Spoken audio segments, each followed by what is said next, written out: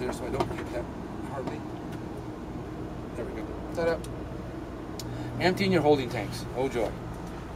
Okay, so you do have a whole house water filter, which is down there at the bottom, and it's a standard 10-inch filter. There's the filter wrench for it, so you can take it off. Replacement filters can be purchased Lowe's, Home Depot, Walmart, any place that sells filters. They're all standard 10-inch. Okay, so it's a real easy thing to do with that. Okay. This is your city water connection.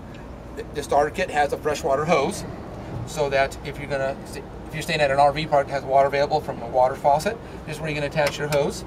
The other end at the faucet goes through a water pressure regulator, and there's one provided in the starter kit. It's preset to 45 psi, and it's very important that you use that water pressure regulator because the fittings on any of the RVs only good to about 65 psi, and a lot of parks have considerably higher water pressure than that, obviously to supply everyone with plenty of water, right? So if you don't use it, you stand a chance of blowing out a fitting, which would then flood your coach, which would be a really bad thing. You don't want to do that. So make sure you use that pressure regulator, and it goes on at the faucets and then your hose. That way your hose is protected also. Summertime heat, you don't use a pressure regulator on the hose end of it, that guy will swell up like a big old balloon. So you don't want that to happen. So just make sure you put the regulator on at the faucet, then your hose. Okay. Everything's protected downstream from that. Okay? Real important to do that. Now if you hooked up to city water and you're traveling but you need to put some water into your water tank, you can use the bypass valve over there. Sorry. See how it says city water and tank fill? Yeah. So you can always flip that down and it'll divert water to fill your water tank instead. So you don't have to drag the hose to go all the way around to your gravity fill on the other side. Remember I showed you that little door? Okay. Yeah, instead of doing that, you can just flip that valve down if you're hooked up here with water, and it'll just divert water and divert it to your tank instead so you can fill up your water tank. Okay, so if I'm doing that, is there a danger? I'm out here, so I don't see the gauges or whatever, and I don't have that side open, or would I open that side? No. Okay, so will it just shut off when it's full, or what's no, it'll just overflow. Where's it going to overflow from? From the water tank has a top hose on it, or it's actually PVC, but a little extension that goes down to the bottom. You'll see water all over the ground underneath the coach. Okay. So it's not going to hurt anything. Okay. You know, it's fine. It won't hurt anything. Just depends on how much water you want to put in it. And now most of the time, most people travel with maybe a quarter tank of water, so it's not to lug all that extra weight around. You know, water's heavy. But you want some water in there. So if you stop for lunch or something, you want to be able to use the bathroom, wash your hands, those kind of things. You know, which is fine. But if you want to just put that little bit of water in, then to make sure you're watching your water gauge, or just time it. Just know that if you let it run for 2 minutes, you're going to put X number of gallons in there, and you'll figure that out the first time you start doing that by watching your monitor panel. You know, because every coach is a little different, so I can't tell you exactly how fast it's going to fill. But just watch it, and you'll know that after 2 minutes or 4 minutes, whatever it takes, you're going to have a quarter tank or whatever it is of water in your coach. Okay. So as much as you need, or none. Some people travel with none, but that's up to you. But why travel with a full tank if you don't need to? Okay. Lug it around. Yeah. So there's that part of it. The bypass. Oh, by the way, if you are diverting water to fill up your freshwater tank, make sure that your water pump is off, because water pumps work on demand pressure, and by changing that to tank fill, you're relieving all the pressure off of the water lines. And if you have your water pump on by chance, it's going to just continue to run and run and run and run and run. It could eventually burn out because you're not building up any pressure for it to shut off with. Okay, they're designed to pulsate, to run for a few minutes or a few seconds and then turn off, and that kind of thing. So just make sure your water pump is turned off. Okay, real simple. Bypass, you're going to have yours in normal position probably 100% of the time. You're going to bypass only if you were going to winterize this coach. You would not want to fill your water heater up with all of the RV antifreeze. That's an awful lot of it to put in there. So you would bypass your water heater, which works in conjunction with your low point water drains, which are right over there. They'll drain all the water from your water lines. Okay. Those are these here? That's correct. Okay. If you were going to winterize. Now, fortunately, out here in Southern California, we don't have to mess with that. People live in the Midwest or up north, they have to winterize if they're going to store their coach over the winter so the water lines don't freeze and crack. But that's a huge process to go through. So we don't even bother going into it here unless you're really going to do that, because it's just a huge mess to go through. Yeah, see, because we're exploring the possibility of moving up to Washington. Okay. And so we would need to know about that, but I don't think we need to go through it right now. But yeah, if you were going to store it, if you're going to be using it or living in it. No, I mean living up there. Yeah, in the coach. Yeah. Okay, then you wouldn't have a problem. because there's enough residual heat that transforms from the coach to all your tanks and everything else that you're not going to have a problem with that. Only if you were going to store it through the winter, not being used at all whatsoever, then you would have to go through the whole winterization process. Okay. If you're going to be using it, living in it, that kind of thing, nope, you don't have to bother with any of that, because you're going to be using everything all the time. And you're going to be using your furnace and all that stuff, and it's going to keep everything nice and toasty, just so it doesn't freeze on you. Okay. Yeah, you don't have to worry about it at all. Okay, now, if we decide to change things in the future and we're going to store it up there, where's the best place to go for information of everything that needs to be done for winterizing? Oh, there is a lot of it. Number one, your owner's manual will have that information on there. Yeah, you can always go online. There are many RV blog sites out there that'll go through the whole process. There's also RV 101.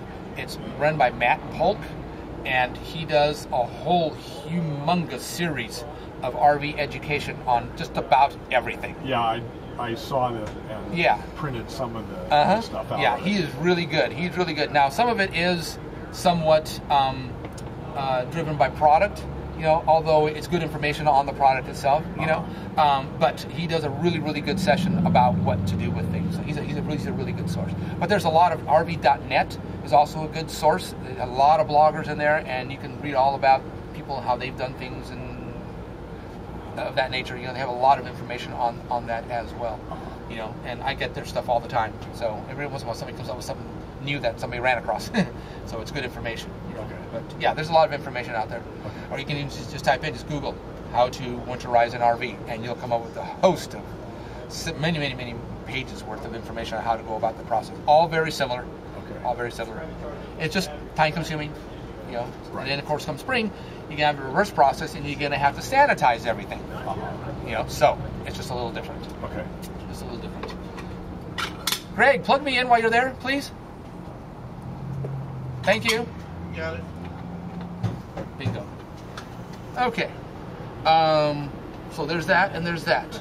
Outside wash station, hot and cold water. So if you're at the beach and you got full of sand, you can rinse off, you know, or wash off the dog, or throw everybody at the campground, whatever you want to do. But hot and cold water to do that with. Okay. Remember this, a tank flush. Now we come to the fun place, emptying your holding tanks. You have a gray tank and a black tank. The black tank is from your toilet.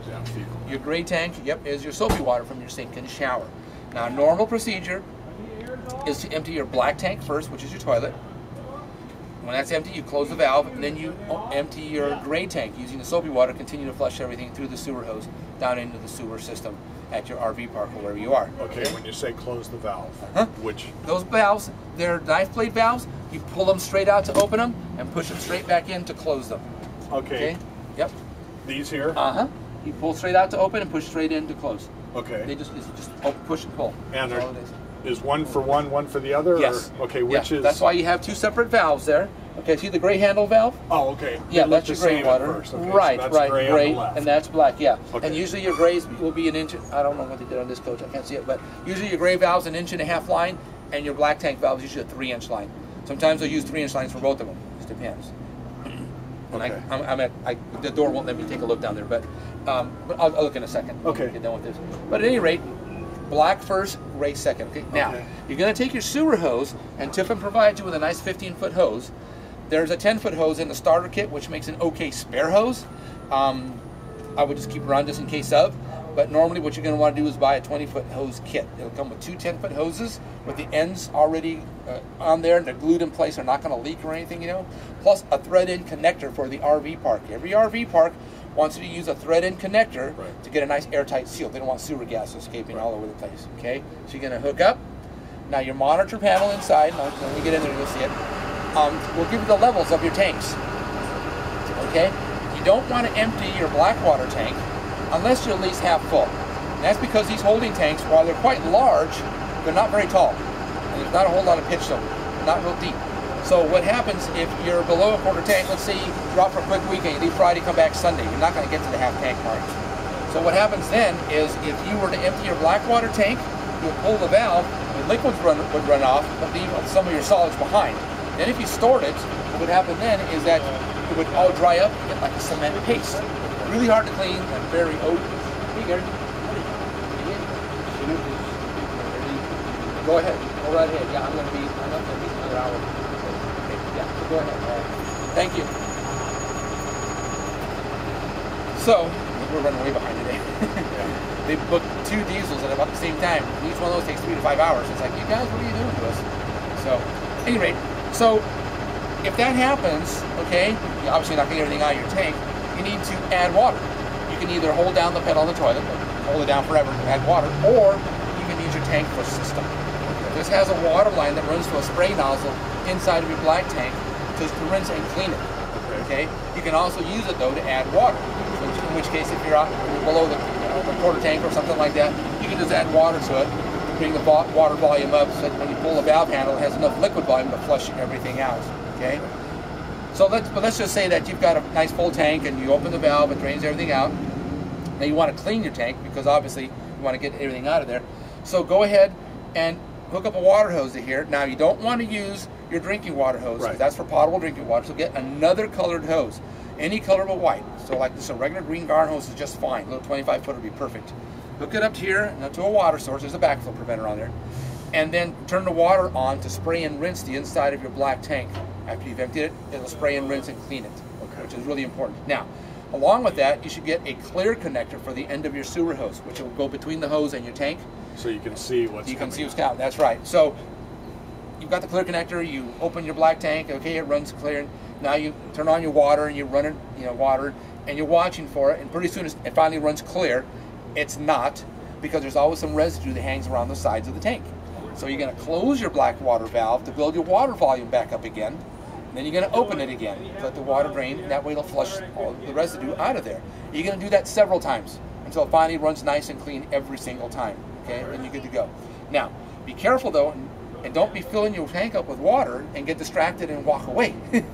Otherwise, it's going to overflow on the top of your toilet and make a really ugly mess inside. So if you need to step away, shut the water off, open the valve. That way you don't have any kind of a problem. Okay. But it works really, really well to clean your black tank out. It keeps it much nicer when you do that. Much nicer. So black tank first, gray tank second. Okay. Remember that. And then use the flush system to do that. This is also a good way to add water back into the system after you've emptied your holding tanks. Let's say you're traveling and you continue to travel. You've emptied your tanks, which is going to continue to travel. You need to put some water back in the system for everything to work, because you need to add your toilet chemical. If you put your chemical in first, it's just going to run down and sit here by the end of the valve and not do any good. You got to get it mixed in with some water. Now you can either just hold the pedal down the toilet or fill it and flush it at least 5 times. You want about 5 gallons of water in there. Okay, in your tank. Remember, that tank is big, but it's not very tall, so it's only going to be about that deep. So is that what it runs, like about a gallon of flush? Pretty close. Okay. Pretty close, yeah. So you want about 5 gallons of water. So like I said, you can either fill your toilet up and flush it 5 times, or if you're doing this thing, then you can just turn that water on and let it run for 20 or 30 seconds or less, depending on how fast it fills on this particular model. Okay. And that'll put about, so you want to put about 5 gallons of water back in. Then you can add your toilet chemical, okay, through the toilet, through the top of the toilet. That's where you're going to add it in. Your chemical serves 2 purposes. One, of course, is odor control. Second, there's enzymes to digest all the waste and turn it into a nice slush, so it all flows really nice, tissue and everything. That's what you want. You want to make sure it flows really well. It's a closed septic system. The more water you use, the better it works. So don't be afraid to put too much water. You can't put too much water. It's going to work just fine. Okay. And the starter kit has a bottle of the liquid toilet chemical. There's 4 applications in there.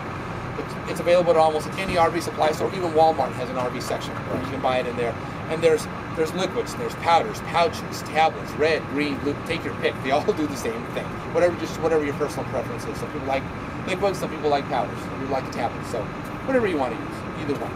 Okay. As long as you use it, that's the important thing. Make sure you use it. Okay.